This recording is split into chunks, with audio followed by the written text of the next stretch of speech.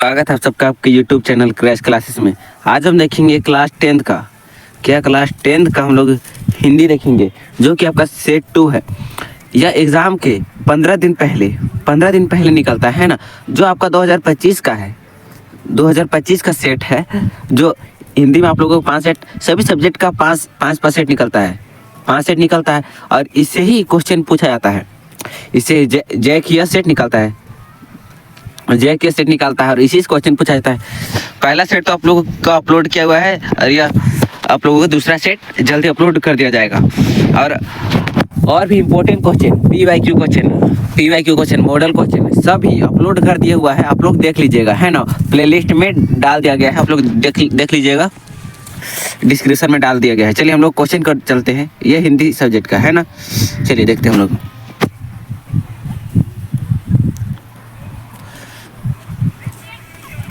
चलिए देखते हैं हम लोग क्वेश्चन को चलते हैं। खंड का बहुविकल्पीय प्रश्न है 30 प्रश्न है और 1 मार्क्स का है 30, है ना। निम्नलिखित गद्यांश को ध्यानपूर्वक पढ़कर प्रश्न संख्या 1 से 30 तक के लिए सही विकल्प को चुने। तो क्या, चलिए हम लोग देखते हैं क्वेश्चन है गद्यांश है। साहस की जिंदगी सबसे बड़ी जिंदगी होती है। ऐसी जिंदगी सबसे बड़ी पहचान यह है कि वह बिल्कुल निडर, बिल्कुल बेखौफ होती है। साहसी मनुष्य की पहली पहचान यह है कि वह इस बात की चिंता नहीं करता कि तमाशा देखने वाले लोग उसके बारे में क्या सोच रहे हैं। जनमत की उपेक्षा करके जीने वाला आदमी दुनिया की असली ताकत होती है और मनुष्य को प्रकाश भी उस आदमी से मिलती है। अड़ोस पड़ोस से देखकर चलना यह साधारण जीवन का काम है। क्रांति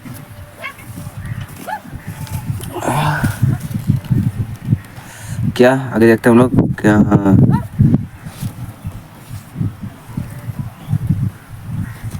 क्या अड़ोस पड़ोस को देखकर चलना यह साधारण जीवन का काम है। क्रांति करने वाले लोग अपने उद्देश्य की तुलना ना तो पड़ोसी के उद्देश्य से करते हैं और ना अपनी चाल को ही पड़ोसी की चाल देखकर महिद बनाते हैं। साहसी मनुष्य उन सपनों में भी रस लेते हैं जिस सपनों का कोई व्यवहारिक अर्थ नहीं है। चलिए देखते हैं हम लोग। साहसी मनुष्य सपने उधार नहीं लेता। वह अपने विचार में रमा हुआ अपनी ही किताब पढ़ता है। झुंड में चलना और झुंड में चरना यह भैंस और भेड़ का काम है। सिंह तो बिल्कुल अकेला होने पर भी मगन रहता है ना। अर्नल्ड बेटे ने एक जगह लिखा है कि जो आदमी यह महसूस करता है कि किसी महान निश्चय के समय वह साहस से काम नहीं ले सकता, जिंदगी की चुनौतियों को कबूल नहीं कर सका, वह सुखी नहीं हो सकेगा, है ना। चलिए देखते हैं हम लोग प्रश्न को चलते हैं। चलिए क्वेश्चन को चलते हैं हम लोग। क्या, किसकी ज़िंदगी सबसे बड़ी जिंदगी होती है? किसकी ज़िंदगी सबसे बड़ी जिंदगी थी? असाहस की, दुस्साहस की, साहस की और साहस नहीं की। तो इसका आंसर का जाएगा साहस की, है ना, C नंबर। चलिए देखते हैं अगला प्रश्न को चलते हैं। दूसरा नंबर क्या, अड़ोस पड़ोस को देख कर चलना यह किस प्रकार की जीवन का काम है? किस प्रकार का जीवन का काम है? असाधारण, असमान, साधारण और आलसी। तो इसका आंसर क्या जाएगा? साधारण, है ना। चलिए देखते हैं हम लोग अगला प्रश्न। C नंबर हो जाएगा। इसका आंसर क्या है? साहस की सबसे बड़ी जिंदगी होती है। साहस की सबसे बड़ी जिंदगी किसकी होती है? हिम्मत की, लीला की, जीवन की, जिंदगी की। इसका आंसर क्या जाएगा? इसका आंसर जिंदगी की। साहस की जिंदगी सबसे बड़ी जिंदगी होती है। चलिए देखते हैं हम अगला प्रश्न में चलते हैं। 4 नंबर, किस मनुष्य की पहचान यह है कि वह किसी के बारे में कोई नहीं चिंता करता। इसका आंसर क्या जाएगा? देखते हैं ऑप्शन क्या है, कायर, डरपोक, साहसी, भीरू। इसका आंसर हो जाएगा साहसी। चौथा सी नंबर ऑप्शन है ना। चलिए देखते हैं अगला प्रश्न में चलते हम लोग। चलिए देखते हम लोग को यह क्या दिया होगा, ध्यान काव्यांश दिया हुआ है। निम्नांकित काव्यांश को ध्यान पूर्वक पढ़कर प्रश्न संख्या 5 से 8 तक के लिए सही विकल्प को चुने। तो क्या है, संकटों से वीर घबराते नहीं, अपराध से देख छिपते नहीं, लग गए जिस काम में पूरे मन व्यक्ति काम करते, अवे बचते नहीं, पीछे हटते नहीं, हो सरल अथवा कठिन हो रास्ता,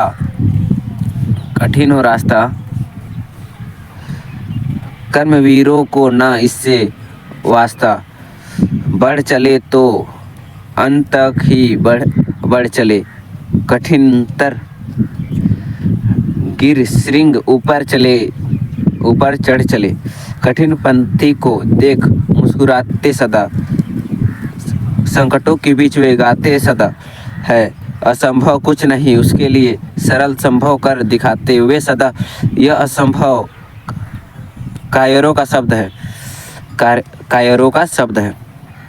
चलिए देखते हम आगे। असंभव या कायरों का शब्द है। कहा था नेपोलियन ने एक दिन, सच बताओ जिंदगी ही अर्थ है, दर्पण बिना, उत्साह बिना और शक्ति बिना, है ना। चलिए देखते हम लोग क्वेश्चन कर चलते हैं। 5 नंबर क्वेश्चन, संकटों में कौन घबराते नहीं, संकटों में कौन घबराते, कायर, डरपोक, वीर, तो इसका आंसर क्या जाएगा, वीर हो जाएगा, ऑप्शन नंबर सी बच्चा। 6 नंबर देखेंगे, कठिन पथ को देखकर कौन सदा मुस्कुराता है, कर्मवीर, कार्यवीर, डरपोक, वीरू। तो इसका आंसर क्या जाए, इसका आंसर है कर्मवीर, ऑप्शन नंबर ए।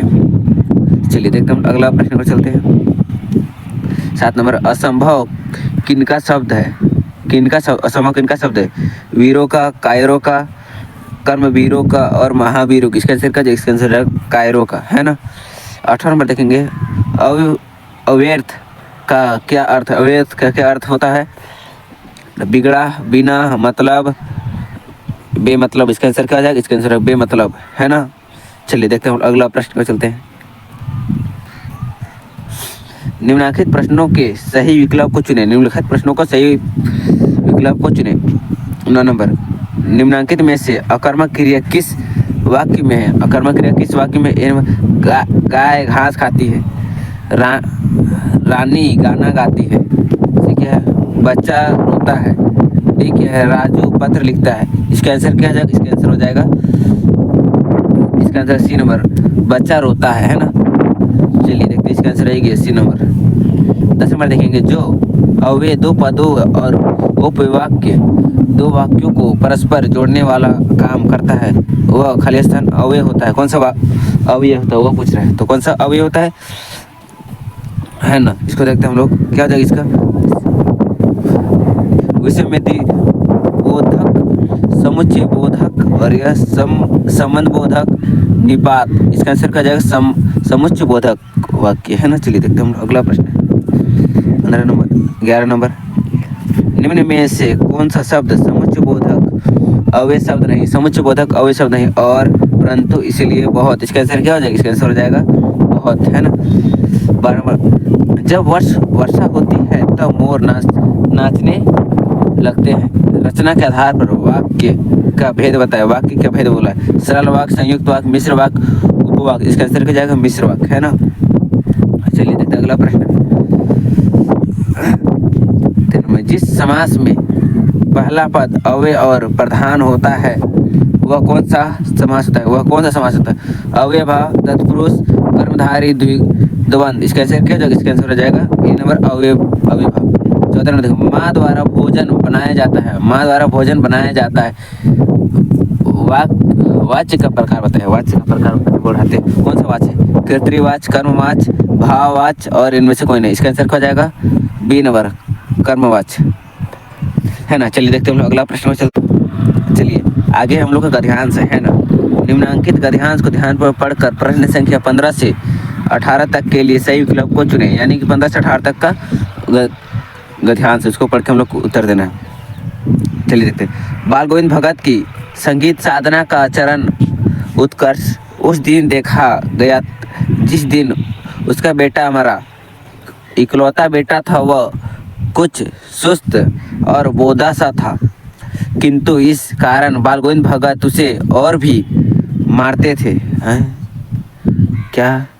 किंतु इसी कारण बाल गोविंद भगत उसे और भी मानते थे। उसकी समझ में ऐसा आदमियों पर ही ज़्यादा नज़र रखनी चाहिए, यानी कि जो भोंदे से थे वैसे आदमियों पे ज़्यादा नज़र रखना चाहिए या प्यार करना चाहिए, क्योंकि यह निगरानी और मोहब्बत के ज़्यादा हकदार होते हैं। बड़ी साथ से उसकी शादी कराई थी। पतोह बड़ी ही सुभग और सुशील मिली थी।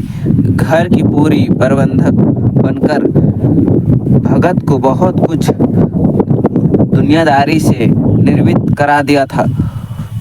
उसने उनका बेटा बीमार है, इसकी खबर रखने की लोगों को कहा फुर्सत, किंतु मौत तो अपनी ओर सबका ध्यान खींच कर ही रहती है ना। ये हम लोग का गद्यांश था। चलिए देखते हैं हम लोग प्रश्न को चलते हैं।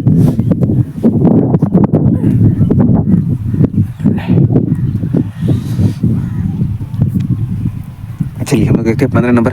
बेटा के मरने पर बाल गोविंद भगत का क्या कर रहे थे? बेटा के मरने पर बाल गोविंद भगत क्या कर रहे थे? रो रहे थे, गा रहे थे, हंस रहे थे, नाच रहे थे। इसका आंसर क्या? इसका आंसर गा रहे थे। 16 नंबर। भगत जी के पतोह कैसी थी? भगत जी की पतोह कैसी थी? सुंदर और झगड़ने वाली, घर का ख्याल नहीं रखने वाली। सी क्या है? सुभग और सुशील होने के साथ ही घर की पूरी प्रबंधक। डी नंबर क्या है? असंदेहशाली। तो इसका आंसर हो जाएगा सी नंबर हो जाएगा। सुभग और सुशील होने के साथ घर की पूरी प्रबंधक, है ना। चलिए देखते हैं अगला प्रश्न की ओर चलते हैं। 17 नंबर। 17 क्या है?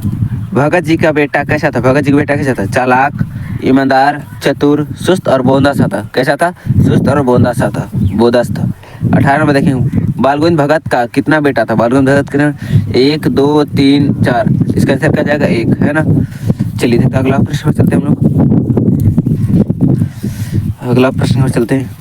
का प्रश्न दिया है, काव्यांश दिया है। चलिए हम लोग देखते हैं काव्यांश। निम्नांकित काव्यांश को ध्यानपूर्वक पढ़कर प्रश्न संख्या 19 से 22 तक के लिए सही विकल्प को चुने। चलिए हम लोग देखते हैं, काव्यांश पढ़ते हैं। फसल क्या है?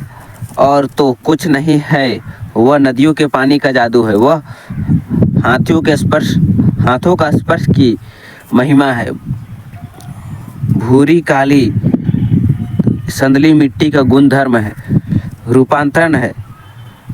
सूरज की किरणों का सिमटा हुआ संकोच है।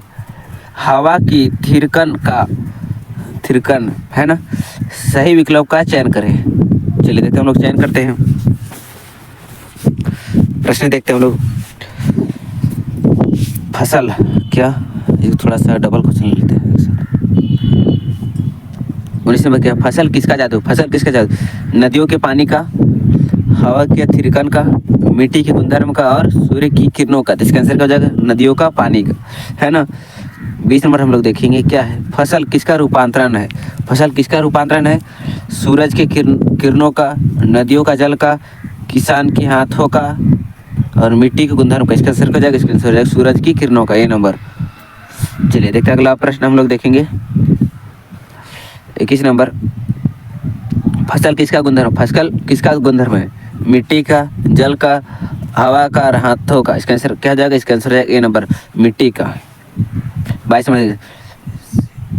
सिमटा हुआ संकोच है। हवा की थिरकन का काव्य पंक्ति में अलंकार है। कौन सा अलंकार है? अनुप्रस्थ, उपमा और रूपक, यमक। तो इसका आंसर क्या हो जाएगा? इसका आंसर हो जाएगा ए नंबर, अनुप्रस्थ, है ना। चलिए देखते हैं हम लोग अगला प्रश्न में चलते हैं हम लोग। क्या है? निम्नलिखित प्रश्नों के सही विकल्प को चुने। सही विकल्प को चुनना है, तो चलिए हम लोग देखते हैं क्या प्रश्न है। 23 नंबर, नेताजी की मूर्ति पर चश्मा लगाने का कार्य कौन करता था? अथवा नेता की मूर्ति पर चश्मा कौन बदलता था? हवलदार, पान वाला, अध्यापक, कैप्टन। तो कौन क्या हो जाएगा इसका आंसर? कैप्टन चश्मे वाला, है ना। चलिए देखते हैं अगला प्रश्न। चलिए देखते हैं हम लोग अगला प्रश्न 24 नंबर देखते हैं क्या है। तो लेखिका मनु भंडारी का बचपन किस शहर में बीता था? किस शहर में? कानपुर, अजमेर, जयपुर, जैसलमेर। तो इसका आंसर क्या हो जाएगा? इसका आंसर हो जाएगा बी नंबर, अजमेर, है ना। 25 नंबर देखेंगे, बाल गंगाधर भगत का कद कैसा था? छोटा था, लंबा था, मंझोला था और बहुत ठीकना था। तो इसका आंसर क्या हो जाएगा? सी नंबर हो जाएगा, मंझोला। चलिए देखते हैं अगला प्रश्न हम लोग देखेंगे। 26 नंबर, गोपियों ने किसे भाग्यवान कहकर संबोधित किया था? किसे भगवान का संबोधित किया? कृष्ण को, कवि को और उद्धव को, गावालों को। इसका आंसर क्या हो जाएगा? उद्धव को, है ना। 27 नंबर देखें, अट नहीं रही कविता में चारों तरफ किसकी सुंदरता फैली हुई? किसकी सुंदरता फैली हुई? फागुन की, माघ की, कार्तिक की, वैशाखी। इसका आंसर क्या हो जाएगा? फागुन की। चलिए देखते हैं अगला प्रश्न हम लोग देखेंगे। 28 नंबर क्या है? 28 नंबर, भोलानाथ के सिर में क्या थी? भोलानाथ के सिर में क्या थी? तेज दर्द, छोटे छोटे बाल, लंबी लंबी जटाएं और घुंघराले बाल। इसका आंसर क्या जाएगा? लंबी लंबी जटाएं थी, है ना। चलिए देखते हैं अगला प्रश्न हम लोग देखेंगे। 29 नंबर, प्राकृतिक जल संचय का व्यवस्था किस प्रकार करती है? किस प्रकार करती है? क्या सर्दी में पर्वतों पर बर्फ पड़ती है? भी क्या है? गर्मियों में वह बर्फ पिघलती है। सी क्या है? पहाड़ों से निकलने वाली नदियाँ लोगों की प्यास बुझाती है। इनमें से सभी। इसका आंसर क्या है? इसका आंसर हो जाएगा डी नंबर, इनमें सभी, है ना। चलिए देखते हैं अगला प्रश्न हम लोग देखेंगे। 30 नंबर देखेंगे क्या है। लेखक ने हिरोशिमा पर कविता कहाँ बैठकर लिखी थी? कहाँ बैठकर लिखी थी? कुर्सी पर, रेलगाड़ी पर, मेज पर, जमीन पर। इसका आंसर क्या जाएगा? रेलगाड़ी पर, है ना। चलिए देखते हैं अगला प्रश्न में चलते हैं हम लोग। चलिए, खंड ख है अति लघु उत्तरीय प्रश्न। किन्हीं 6 प्रश्नों को उत्तर देने बोला है। किन्हीं 6 प्रश्नों को उत्तर देने बोला है। हम लोग आगे देखें, निम्नलिखित गद्यांश को ध्यानपूर्वक पढ़कर किन्हीं 6 प्रश्नों को उत्तर दीजिए, है ना। चलिए देखते हैं हम लोग क्या है। भूखा मनुष्य क्या पाप नहीं करता? अर्थात सभी पाप करते हैं। धन से छीन मनुष्य दयाहीन हो जाता है। उसे कर्तव्य और अकर्तव्य का विवेक नहीं रहता है। यही दशा आज के युग की है। चोरी और डकैतियाँ, छीना झपटी और लूट खसोट सुनाई पड़ती है। कहीं बैंक लूटने का समाचार आखिर अखबार में छपा हुआ मिलता है, तो कहीं गाड़ी या लूटने का मनुष्य के जीवन से आनंद और उल्लास न जाने कहाँ जाता रहा है। उसे अपने परिवार को रोटियों की चिंता है, चाहे उसका उपार्जन सदाचारी से हो या दुराचारी से। आजकल श्रमिक हो या अनवरत बौद्धिक श्रम करने वाला विधान सभी बेरोजगार के शिकार बने हुए हैं, है ना, बने हुए हैं। निरंजन हो किसी तरह अपने पेट भर लेते हैं, परंतु पढ़े लिखे लोगों की स्थिति बहुत खराब है। यह कहना अति संयुक्त ना होगा कि हम स्वतंत्र तो है, किंतु आर्थिक दृष्टिकोण से निश्चित रूप से परितंत्र है। एक सुखी संपन्न है तो 50 क्या होगा? 50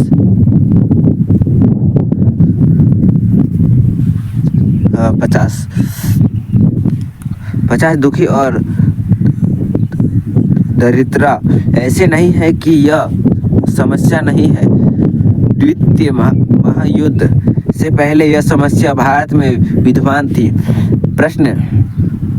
प्रश्न केवल यह है कि इस समय यह समस्या अपनी चरम सीमा पर पहुंच गई है। यह भी ठीक ही है कि बढ़ती हुई जनसंख्या से बेरोजगारी भी समस्या कोई और भी बढ़ा दिया है। साधन, सुविधाएं और उत्पाद तो कहीं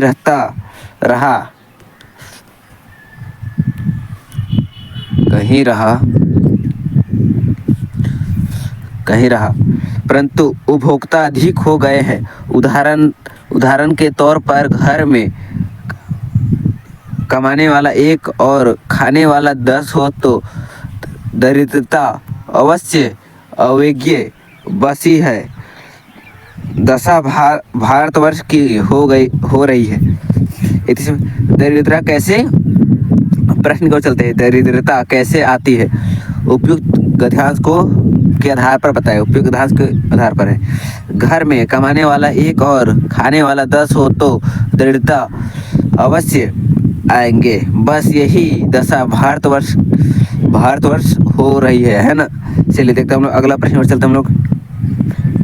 32 नंबर, बेरोजगारी को दूर करने के लिए शिक्षा पद्धति में क्या परिवर्तन करना होगा? बेरोजगारी दूर करने के लिए हमें शिक्षा पद्धति में जड़ से चोटी तक परिवर्तन करना पड़ेगा। हाई स्कूल तक सामान्य शिक्षा के बाद हमें व्यावसायिक शिक्षा का व्यापक प्रबंधन करना चाहिए, है ना। चलिए देखते हैं हम लोग अगला प्रश्न और चलते हैं हम लोग। चलिए देखते हैं हम लोग 33 नंबर प्रश्न क्या है। धन से छीनन मनुष्य में किसका विवेक नहीं रह जाता है? धन से छीनन मनुष्य दयाहीन हो जाता है। उसमें कर्तव्य और अकर्तव्य का विवेक नहीं रहता है ना। 34 नंबर प्रश्न देखते हैं। आजकल बेरोजगारी के शिकार कौन कौन से लोग बने हुए हैं? आजकल श्रमिक हो या अनवरत बौद्धिक श्रम करने वाले विद्वान सभी बेरोजगार के शिकार बने हुए हैं, है ना।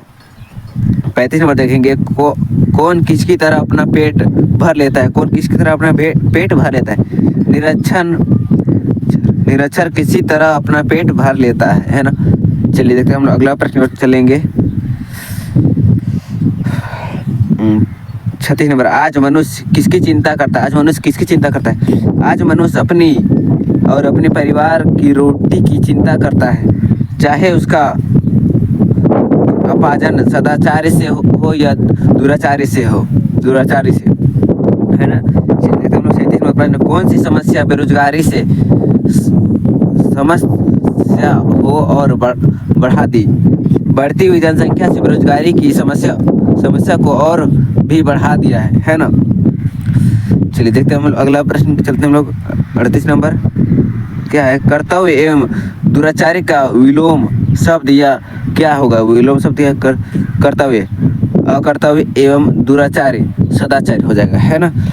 कर्तव्य क्या होगा? अकर्तव्य एवं दुराचार क्या होगा? सदाचारी है। चलिए देखते हैं हम लोग आगे देखेंगे। खंड का लघु उत्तरीय प्रश्न, है ना। किन्हीं 6 प्रश्नों को उत्तर दे। प्रश्न शुरू करने से पहले आप लोग कुछ बोलना चाहते हैं। आप लोग इस वीडियो में नए होंगे तो आप लोग लाइक, शेयर और सब्सक्राइब कर दीजिएगा। और साथ ही अब व्हाट्सएप ग्रुप और व्हाट्सएप चैनल में नहीं जुड़े होंगे तो डिस्क्रिप्शन में लिंक दिया हुआ है, आप लोग जुड़ जाए, है ना। चलिए हम लोग क्वेश्चन को चलते हैं। क्या है क्वेश्चन देखते हैं। 39 नंबर देखते हैं। एक कहानी यह भी आत्मकथा में लेखिका के पिता ने रसोई को हथियारा खाना कहकर क्यों संबोधित किया है? देखिए यह भी प्रश्न बहुत ही महत्वपूर्ण है ना। यह सेट में यह जो हम लोग सेट बता रहे हैं उसमें आप लोगों को इम्पोर्टेंट क्वेश्चन छाट कर ही दिया जाता है ना। ऐसे ही आप लोगों को यह 5 सेट आप लोगों को मिलेगा और 5 सेट एग्जाम के 15 दिन पहले मिलेगा, तो आप लोगों का 10 सेट हो जाएगा और इससे बाहर प्रश्न कहीं से नहीं आएगा आप लोगों का, है ना। 39 में देखते हैं, लेखक का पिता का आग्रह करता था कि वह रसोई से दूर रहे। वे रसोई को भटियारा खाना कहते थे। उसका कहना था कि रसोई की इस भटियार खाने में रहने वाले व्यक्ति की प्रतिभा और क्षमता भ्रष्ट में चली जाती है, अर्थात नष्ट हो जाती है। वे इसे समय बर्बाद मानते थे, है ना। चलिए देखते हैं हम लोग अगला प्रश्न को चलते हैं। 40 नंबर देखते हैं हम लोग। 40 नंबर क्या है, बिस्मिल्लाह खान को शहनाई के मंगल ध्वनि का नायक क्यों कहा जाता है, क्यों कहा गया है। देखते हैं उत्तर। बहुत ही महत्वपूर्ण प्रश्न, इसमें छाट के प्रश्न दिया हुआ रहता है ना। चलिए देखिए, शहनाई मंगल ध्वनि का वाद है ना। शहनाई मंगल ध्वनि का वाद है। भारत में जितने भी शहनाई वादक हुए हैं उसमें बिस्मिल्लाह खान का नाम सबसे ऊपर है। उनसे बढ़कर सुरीला शहनाई वादक और कोई नहीं हुआ, इसलिए उन्हें शहनाई की मंगल ध्वनि का नायक कहा गया है ना। चलिए देखते हैं हम लोग अगला प्रश्न चलते हैं हम लोग। 41 नंबर क्या है, कैप्टन मूर्ति का चश्मा क्यों बार बार बदल देता है। पाठित पाठ के आधार पर बताए, है ना। चलिए देखते उत्तर देखते क्या है। कैप्टन अपने इन्हें गिने चुने में से एक चश्मा श्रद्धा के प्रति नेताजी के मूर्ति पर लगा देता था, किंतु किसी ग्राहक के द्वारा मूर्ति पर लगे चश्मे जैसे मांगने पर कैप्टन दूसरे वैसा चश्मा न होने पर मूर्ति से उतार कर ग्राहक को दे देता था और दूसरा लगा देता था। इसी कारण कैप्टन का चश्मा बार बार बदल देता था, है ना। चलिए देखते हम लोग अगला प्रश्न को चलते हैं। 42 नंबर क्या है, चलिए देखते हैं 42 नंबर। बाल गोविंद भगत का रेखा चित्र प्रस्तुत करे बोल रहा है। चलिए देखते हैं हम लोग प्रस्तुत करते हैं। बाल गोविंद भगत गृहस्थ होते हुए भी सन्यासी, उम्र 60 से ऊपर, मझोले कद के, गोरे चिट्टे व्यक्ति थे। बाल सफेद एवं नूरानी, चेहरा चमकदार, कमर में सिर्फ एक लंगोट और सिर पर कबीरपंथी कनफट्टी टोपी, यही थी उसकी वेशभूषा। हाथ में खजड़ी, तल्लीन होकर प्रभु भजन का गायन करना, यही उनकी दिनचर्या थे, है ना। चलिए देखते हैं हम लोग अगला प्रश्न और चलते हैं हम लोग। 43 नंबर है ना, क्या है 43 नंबर। स्मृति को पाथे बनाने से कवि का क्या आशा है। स्मृति को पाथे बनाने से कवि का यह आशा है कि जीवन में जो थके बहुत मधुर क्षण आए थे, अर्थात जब उसका मिलना प्रिय के साथ हुआ था, उन क्षणों में स्मृति ही जीवन का सहारा है। उसी स्मृति के सहारे वह जी रहा है अब, जबकि वह चलते चलते थक गया है, तब उसके मार्ग में यही सहारा रह गया है कि वह पुरानी स्मृतियों को जो संजोर रहे, है ना। चलिए देखते हैं हम लोग अगला प्रश्न में चलते हैं। 44 नंबर देखेंगे क्या है। कवि के अनुसार फसल क्या है। कवि के अनुसार फसल क्या है। कवि के अनुसार फसल पानी, मिट्टी, धूप, हवा एवं मानव श्रम का मिला जुला रूप है। इसमें सभी नदियों के पानी का जादू समान हुआ है। कवि के अनुसार फसल नदियों के पानी का जादू, मनुष्य के हाथों के स्पर्श की महिमा, भूरे काली मिट्टी का गुणधर्म, सूरज की किरणों का रूपांतर तथा हवा की थिरकन सिमटा हुआ संकोच है। इसी प्रकार फसल प्राकृतिक और मनुष्य के परस्पर सहयोग की सृजनात्मक परिणति है ना। चलिए देखते हम लोग अगला प्रश्न को चलते हैं हम लोग। चलिए देखते हम लोग अगला प्रश्न को चलते हैं। 45 नंबर देखते हैं क्या है। संगीतकार जैसे व्यक्ति संगीत के अलावा और किन किन क्षेत्रों में दिखाई देते हैं। किन किन क्षेत्रों में दिखाई देते हैं? संगीतकार जैसे व्यक्ति संगीत के अलावा इन क्षेत्रों में दिखाई देते हैं। देख देख कौन से? नाटककार के क्षेत्र में, नृत्य के क्षेत्र में, शिक्षा के क्षेत्र में और राजनीति के क्षेत्र में और धर्म के क्षेत्र में भी, है ना। चलिए देखते हैं हम लोग अगला प्रश्न पे चलते हैं। 45 नंबर, 46 नंबर देखते हैं क्या है। 46 नंबर, प्राकृतिक में जल संचय की व्यवस्था किन प्रकार की है? किन प्रकार के? प्राकृतिक के हिम शिखर जल स्तर की तरह है। प्राकृतिक सर्दियों में यहाँ बर्फ के रूप में जल संग्रह कर लेती है और गर्मियों में जब चारों ओर जल के लिए त्राही त्राही मचलती है तब यह बर्फ पिघलकर नदियों में जल धारा के रूप में बहकर हमारी प्यास को बुझाती है। इसी प्रकार प्राकृतिक ने जल संचय की बहुत उत्तम व्यवस्था कर रही है ना। चलिए देखते हैं हम अगला प्रश्न को चलते हैं हम लोग। क्या है? खंड घ है, दीर्घ उत्तरीय प्रश्न है। किन्हीं 4 प्रश्नों को उत्तर देने बोला है। किन्हीं 4 प्रश्नों को उत्तर देने बोला है। चलिए देखते हैं हम लोग 47 नंबर, पाठ में आए किन प्रसंगों के आधार पर आप कह सकते हैं कि बिस्मिल्लाह खान मिले जुले संगीतकार के प्रतीक थे, है ना। क्या उत्तर हो जाएगा? बिस्मिल्लाह खान हिंदू मुस्लिम एकता के प्रयास थे। वे मिले जुले संस्कृति के प्रतीक थे। वे काशी के संकट मोचन मंदिर में हनुमान जयंती के अवसर पर आयोजित संगीत के सभा में अवश्य सम्मिलित होते थे। वे बालाजी के मंदिर के नौबत खाने में शहनाई का रियाज नियमित रूप से करते थे। वे जीवन भर विश्वनाथ मंदिर में शहनाई बजाते थे। इसी प्रकार वे मुहर्रम के अवसर पर 8वीं तिथि को शहनाई खड़े होकर बजाते थे। वे दोनों में कोई अंतर नहीं था, है ना। चलिए देखते हैं हम लोग अगला प्रश्न में चलते हैं हम लोग 48 नंबर देखेंगे। चलिए देखते हैं हम लोग 48 नंबर देखते हैं क्या है।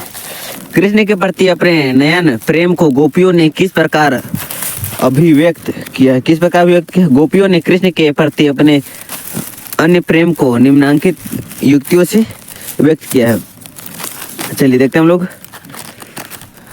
का नंबर क्या है। वे स्वयं को कृष्ण रूपी गुड़ पर लिपटी हुई चींटी कहते हैं। ख क्या? वे स्वयं को हारिल पक्षी के समान कहते हैं जिसने कृष्ण प्रेम रूपी लड़की को दृष्टि से थामा हुआ है। ग क्या? वे मन वचन और कर्म से कृष्ण को मान में धारण किए हुए हैं। घ क्या? वे जागते सोते दिन रात और यहाँ तक कि सपने में भी कृष्ण का नाम रटते थे। ड क्या? वे कृष्ण से दूर ले जाने वाले योग संदेश को सुनते ही व्यथित हो उठते हैं ना। चलिए देखते हैं हम लोग अगला आगे देखते हैं। आगे हम लोग का आगे दिया हुआ है, गद्यांश दिया हुआ है क्या? अथवा भाव स्पष्ट करना है। बादल गरजो घेर घोर गगन धारण ओ ललित काले घुंघराले बाल कल्पना कैसे पाले, है ना। चलिए देखते थोड़ा सा। विद्युत छवि उर में कवि नव जीवन वाले वज्र छिपा नूतन कविता फिर भर दो बादल गरजो, है ना। चलिए देखते इसका आंसर क्या हो जाएगा। इसका उत्तर है कवि बादल में, मतलब अथवा का वो प्रश्न था, है ना, प्रश्न था उसी का। कवि बादल में क्रांति का स्वर सुनते हैं, वह उसके गड़गड़ाते स्वर पर मोहित होकर कहते हैं कि और बादल तुम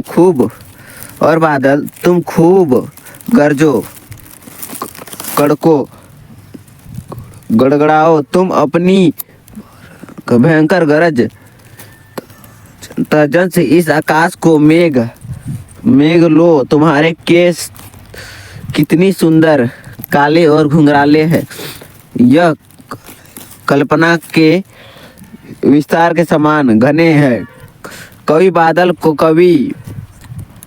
बादल कवि की संज्ञा देती हुई कहता है, अपने हृदय में बिजली की चमक छिपाए हुए ओ कविता संसार को नया जीवन देने वाले ओ कि तुम अपनी भावनाओं में वज्र छिपाकर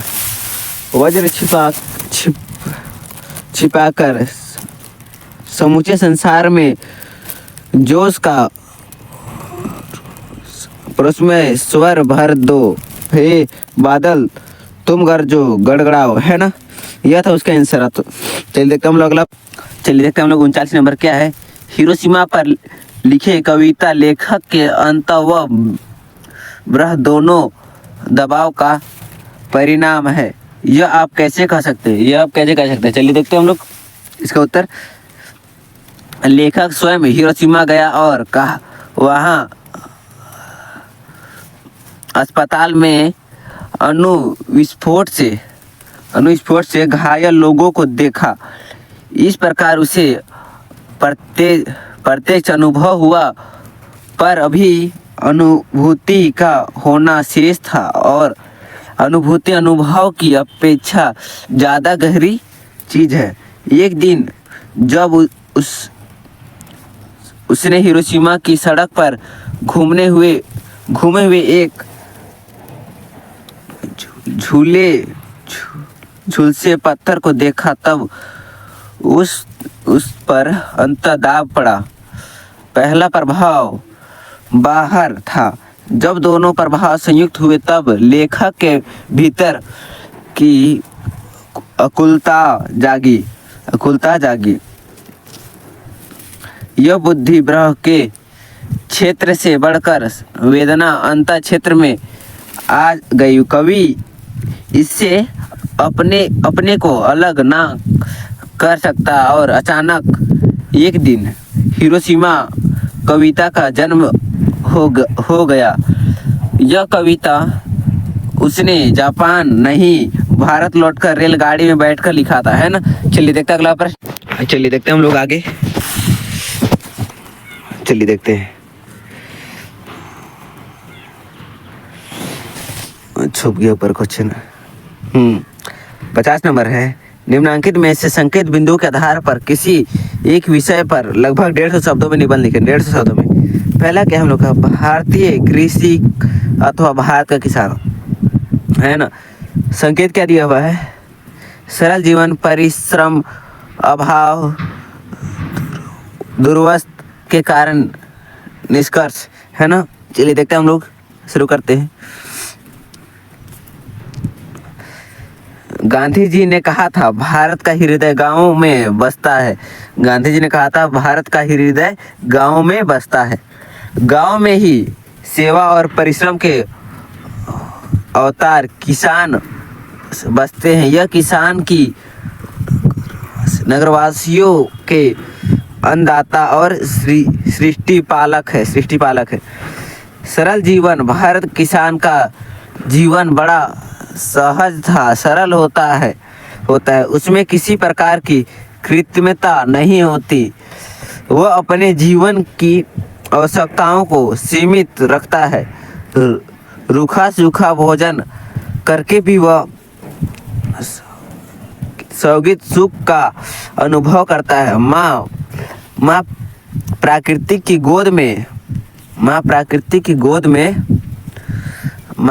गोद में उसे बड़ा संतोष मिलता है।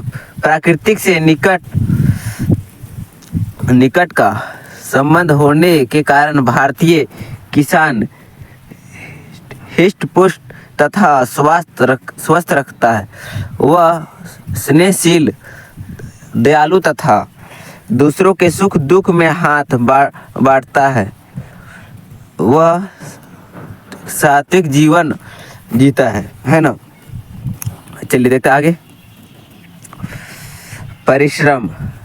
भारत का किसान बड़ा परिश्रमी है। वह गर्मी, सर्दी तथा वर्षा की परवाह किए बिना अपने कार्य में जुटा रहता है। जेठ के दोपहरी वर्षा ऋतु की उमड़ती घुमड़ती काली मेघ माली तथा शीत ऋतुओं की हाड़ कांप देने वाली वायु भी उसे अपने कर्तव्य से रोक नहीं पाती। भारतीय किसान का जीवन कड़ा तथा कष्टपूर्ण है ना। चलिए देखते हैं हम लोग अगला प्रश्न को चलते हैं। अगला प्रश्न नहीं, आगे बढ़ते हैं हम लोग। अभाव देखते हैं, क्या अभाव। भारतीय कृषक का जीवन अभावमय है। दिन रात कठोर परिश्रम करने पर भी वह जीवन की आवश्यकताएं नहीं छुड़ा पाते। ना उसे पेट भर भोजन मिलता है और ना शरीर ढकने के लिए पर्याप्त वस्त्र। अभाव और व्यवस्था के बीच ही वह जन्मता है तथा इसी दशा में मृत्यु हो प्राप्त हो जाता है ना। चलिए देखते हैं हम लोग आगे देखते हैं। दुर्दशा के कारण निरक्षण भारतीय कृषक की पन्नवश मूल कारण है। शिक्षा के अभाव के कारण वह अनेक कुरीतियों की घिरा है। अंधविश्वास और रूढ़ियाँ उसके जीवन के अभिन्न अंग बन गए हैं। आज भी वह शोषण का शिकार है और शोषण का शिकार है। वह धरती भी छाती को फाड़ कर हल चला कर अन्न उपजाता है, किंतु उसके परिश्रम का फल व्यापारी लूट ले जाते हैं। उसकी मेहनत दूसरों को सुख समृद्धि प्रदान करते हैं ना। चलिए देखते हम लोग आगे। निष्कर्ष, क्या निष्कर्ष। देश की उन्नति के किसानों के जीवन में सुधार से जुड़े किसान किसी देश की आत्मा है, अतः उसके उत्थान के लिए हम हर संभव पर्याप्त प्रयत्न करना चाहेंगे। किसान के महत्व को जानते हुए ही लाल बहादुर शास्त्री ने नारा दिया था, जय जवान जय किसान। जवान देश की सीमा को सुरक्षित करता है तो किसान उस सीमा के भीतर बस रहे जन जन को समृद्धि प्रदान करता है ना। चलिए देखते हैं हम लोग आगे क्या है। आगे हम लोग का विद्यार्थी और अनुशासन है ना। चलिए देखते हैं हम लोग इसका संकेत बिंदु। अनुशासन के अभिप्राय। अनुशासन का महत्व। अनुशासनशीलता का कारण। निष्कर्ष है ना। चलिए देखते हैं हम लोग अनुशासन का अभिप्राय। अनुशासन जीवन के नियंत्रण व्यवस्था है। जीवन के प्रत्येक क्षेत्र में और हर मनुष्य में अनुशासन का होना वांछित है। विद्यार्थियों में अनुशासन की अनिवार्यता है। इसके अभाव में भाव प्राण अपरिपक्व विद्यार्थी अपने श्रेय पथ में भटक सकते हैं, है ना। तो क्या है आगे हम लोग का अनुशासन का महत्व। अनुशासन विद्यार्थी जीवन का उष्मा काल है। यहाँ से ज्ञान की रस्यां फूट कर संपूर्ण जीवन को अवलोकित करती है। जीवन के निर्माण काल में आग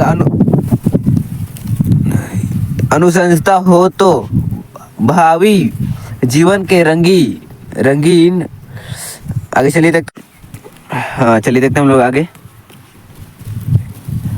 भावी जीवन के रंगीन सपनों पूरे नहीं हो पाते हैं। अपने जीवन के इस काल के विद्यार्थियों के जो संस्कार देंगे वही धारण धन हो जाएंगे। अतः सावधानी की अत्यंत आवश्यकता है। स्पष्ट है कि भावी जीवन की धारणाशील दृढ़ होती है ना। चलिए देखते आगे क्या है।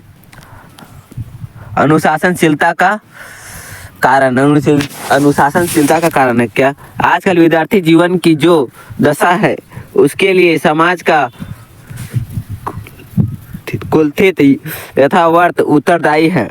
विद्यार्थी जन्म उत्खंड है, अनुशासन ही नहीं होते वे अपने परिवेश की अपज है ना। आज की शिक्षा प्रणाली कम दूषित नहीं है। यह प्रणाली परिनिर्मित उच्च संस्कार और उच्च स्तर जीवन मूल्यों की स्थान के लिए प्रयास नहीं करते हैं। अध्यापक के आचरण से जीवन के महान गुण दिखाई नहीं पड़ती है। फिर विद्यार्थियों पर किनके गुणों का प्रभाव पड़े? विद्यार्थियों के सम्मुख त्याग, तपस्या, सदाचार और उच्च जीवन मूल्यों का कोई निर्देश नहीं मिल पाता है। उनके गुरु आदर्श जीवन के उदाहरण प्रस्तुत कर नहीं पाते हैं। इस तरह हम कह सकते हैं कि त्रुटिपूर्ण शिक्षा प्रणाली पश्चिमी सभ्यता की चौकाधोत दूरदर्शन एवं चलचित्र सब विद्यार्थियों में अनुशासनशीलता के कारण तत्व है। दूरदर्शन के चलते सांस्कृतिक प्रदूषण एवं चलचित्रों के कारण आपराधिक कारण को बल मिल रहा है। इन कारणों के अवयुवकों की रुचि विकृत पैदा हो रही है ना। चलिए देखते हैं हम लोग आगे। अवकृत पैदा हो रही है। हमारे देश की दलगत राजनीतिक ने भी नवयुवकों को गुमराह किया है। हर दल अपने स्वार्थ की पूर्ति से युवा समाज का अनुचित दोलन कर रहा है। छात्र समाज भी अलग अलग राजनीतिक दलों के प्रति निष्कर्ष के कारण विभक्त है। इन कारणों से पहले ही तुलना में अनुशासनशीलता बढ़ी है ना। चलिए देखते हैं हम लोग आगे की ओर। चलिए चलते हम लोग आगे की ओर चलते हैं। उपसंहार देखते हैं हम लोग। क्या है उपसंहार, है ना। क्या है उपसंहार? विद्यार्थियों में बढ़ते अनुशासनशीलता देश के भविष्य के लिए गंभीर खतरा है। इससे सामाजिक शांति भंग होगी और अपराध मूलक घटनाओं में वृद्धि होगी। दिशाहीन युवा समाज अराजकता पर उतर आएंगे। अतः उन्हें अनुशासित करने के लिए गंभीर कदम उठाने होंगे। बहुमुखी प्रयास होने पर भी विद्यार्थियों में अनुशासन बना रहेंगे। स्वयं विद्यार्थियों को भी अनुशासन की आवश्यकता समझते हुए आवश्यकता कदम उठाने होंगे। जिस पीढ़ी पर देश के भविष्य का दारोमदार है उसे स्वास्थ्य एवं संयत बनाना ही होगा, है ना। चलिए देखते हम लोग आगे देखते हैं। आगे हम लोग का सरहुल है। सरहुल के बारे में बोला है ना। सरहुल झारखंड का एक त्यौहार है सरहुल, उसी के बारे में हम लोग को बताना है। सरहुल पूर्व का परिचय यानी कि पहले का परिचय इसको देना है। कैसा मनाया जाता है, क्यों मनाया जाता है, निष्कर्ष, है ना। परिचय चलिए शुरू करते हैं। सरहुल एक प्राकृतिक पर्व है जो कि वसंत ऋतु में मनाया जाता है। सरहुल उराव समुदाय का प्रमुख पर्व है। उराव आदिवासियों का एक सामुदायिक है। यह पर्व खेती बाड़ी करने से पहले मनाया जाता है। यह खेती प्रारंभ करने ही पूर्व है। हंसी खुशी और आनंद का पर्व है। यह रंगारंग पर्व है ना, रंगारंग पर्व है। चलिए देखते हैं हम लोग आगे की ओर चलते हैं। चलिए हम लोग देखते हैं आगे। सरहुल कैसे मनाया जाता है? सरहुल कैसे मनाया जाता है? सरहुल के दिन सभी सुबह सवेरे स्नान आदि करके और अच्छे अच्छे कपड़े पहनकर सरना की पूजा करने के लिए तैयार हो जाते हैं। सरना वह परिपत्र कुंज है जिसमें कुछ साल के वृक्ष होते हैं। इस त्यौहार को सरना के सम्मान में ही मनाया जाता है। यह आदिवासियों का पूजा स्थल है। वही पर गांव का पुरोहित, जिसे पहान कहा जाता है, आकर सबों से सरना की पूजा कराता है। इसी अवसर पर मुर्गा की बलि दी जाती है तथा हड्डियाँ तथा अध दिया जाता है। हड्डियाँ एक प्रकार का नशीला पेय है। हड्डियाँ एक प्रकार का नशीला पेय है जो चावल से बनाया जाता है ना, बनाया जाता है। उसके बाद लोग गीत गाते हुए घर लौटते हैं। फिर दोपहर के बाद लोग नृत्य के मैदान में जमा होते हैं। युवक और युवतियाँ मांदर और अन्य वाद्यों के ताल पर पंक्तिबद्ध होकर नाच में भाग लेते हैं। जिधर देखे उधर ही चहल पहल है, आनंद उल्लास है, मौज मस्ती है। इस दिन इन लोगों का नाचना गाना अविराम चलता है। इस अवसर को देखकर ऐसा लगता है कि मानी जीवन में सुखी ही सुखी है। नाच गाने, इस गांव गली गली डांस, डगर डगर का वातावरण झूम उठता है। जितने से सरल, निश्चल और निष्कपट मनुष्य है, वैसे ही इतना सरल उल्लासपूर्व है, मनोरम त्यौहार है ना। चलिए देखते हैं आगे क्या है। सरहुल क्यों मनाया जाता है? सरहुल क्यों मनाया जाता है? यह त्यौहार कृषि आरंभ करने का त्यौहार है। इस त्यौहार को सरना के सम्मान में मनाया जाता है। सरहुल त्यौहार धरती माता को समर्पित है। इस त्यौहार के दौरान प्रकृति की पूजा की जाती है। आदिवासी का मानना है कि इस त्यौहार को मनाए जाने आगे देखते हैं लोग मनाए जाने के बाद ही नए फसल का उपयोग शुरू किया जा सकता है। चूँकि वह पूर्व रबी फसल काटने के साथ ही शुरू हो जाता है, इसलिए इसे नव वर्ष के आरंभ के रूप में मनाया जाता है ना। निष्कर्ष क्या है? जैसे हिंदुओं की होती है होली, मुस्लिमों के ईद और ईसाइयों की क्रिसमस, वैसे ही सरहुल उराव लोगों की पर्व सरहुल होती है। सरहुल प्राकृतिक से प्रेम करना सिखाता है। यह पर्व हमें आपसी भाईचारा और प्रेम से रहना भी सिखाता है। इस पर्व से हमें यही सीख मिलती है कि हम अपने प्रकृति को नष्ट नहीं करना चाहते हैं ना। चलिए देखते हैं हम लोग आगे की ओर चलते हैं। चलिए ये हो गया हम लोग का सरहुल के बारे में। अब हम लोग देखेंगे अगला प्रश्न की ओर चलते हैं। क्या हम लोग का अगला प्रश्न है, अपने भाई के विवाह में शामिल होने के लिए मित्र को पत्र लिखिए। मित्र को पत्र लिखना है ना। आजकल तो फ़ोन के माध्यम है, पर लिखना हम लोग को एग्जाम में पड़ता है। चलिए रातों रांची, दिनांक 18 फरवरी 2025 है ना। प्रिय मित्र विकी, तुम्हें यह सूचित करते हुए अत्यंत हर्ष हो रहा है कि मेरे भाई का विवाह 7 जून 2025 को होना निश्चित हुआ है। बारात धुरवा से रातू रोड रांची जाएगी। तुम 6 जून तक अवश्य यहाँ पहुँच जाना। उस दिन क्यों पहुँच जाएंगे।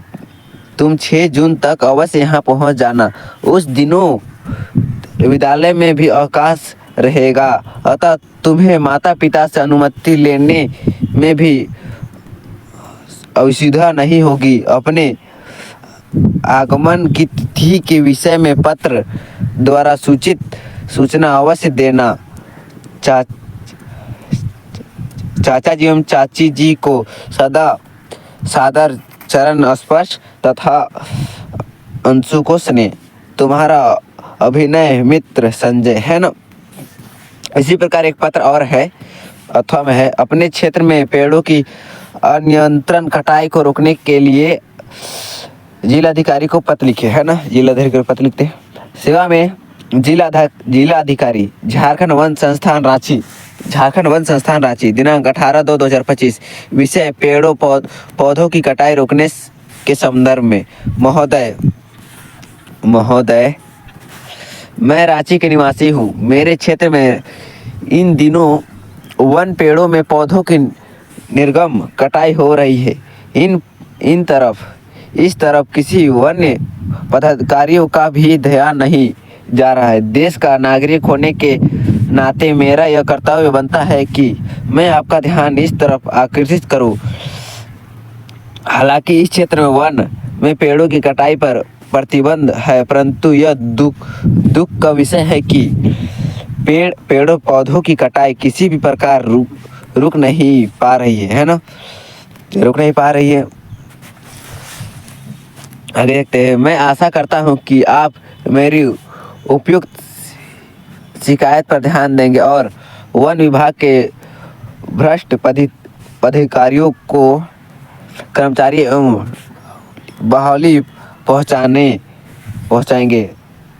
रंगदारों के विरुद्ध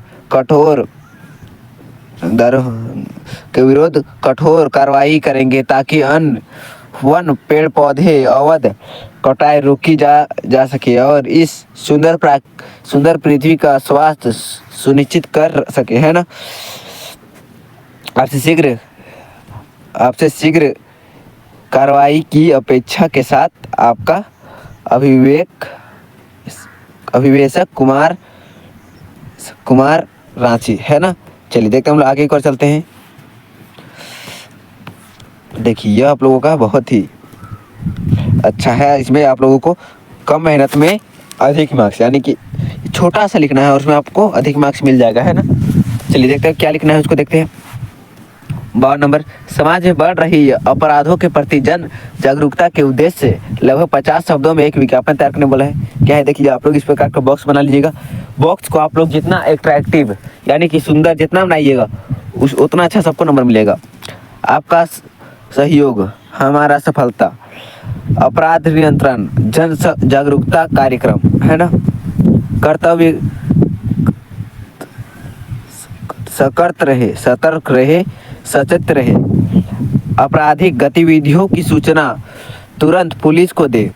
बढ़ो महिलाओं और बच्चों की सुरक्षा का ध्यान रखे। साइबर अपराधियों से सतर्क रहे, न अफवाह फैलाए और ना फैलाने दे।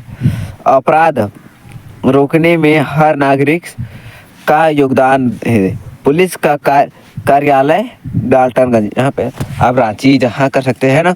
चलिए देखते हैं हम लोग इसी प्रकार एक और है, देखते हैं। यह आपका थंब दिया हुआ है, शिक्षा के प्रति जागरूकता फैलाने के उद्देश्य से लगभग 50 शब्दों का विज्ञापन तैयार करना है। शिक्षा के प्रति बताया था शुरू में, आप जितना ही एक्टिव बनाइएगा वैसे ही आपका मार्क्स मिलेगा। चलो पढ़ाए कुछ एक न दिखाए, कुछ कर दिखाए।